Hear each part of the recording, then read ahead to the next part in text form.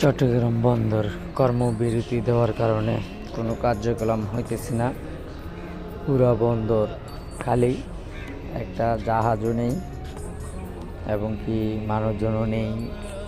সকল মানুষজন কর্মবিরতির সাথে আন্দোলন করতেছে, আন্দোলন সংগ্রামে যুক্ত হয়েছে। এনজিটি বাইরের হাতে দিয়ে দেওয়ার কারণে সকল শ্রমিকরা আন্দোলন করতেছে। সকল শ্রমিকরা একজোট হয়ে আন্দোলন করতেছে। আন্দোলন করার কারণই হলো আমাদের বন্দর যেহেতু বাইরের হাতে তুলে দেওয়া না হয়, ওইটা নিয়ে আন্দোলন করতেছে। কর্মবিরতি রাখি, ওরা সবাই আন্দোলন করতেছে। কোনো কাজ করা যাবে না, কোনো গাড়ি বা ইকুইপমেন্টের কাজ করা যাবে না যতদিন এটা ডিক্লেয়ার না দেয়।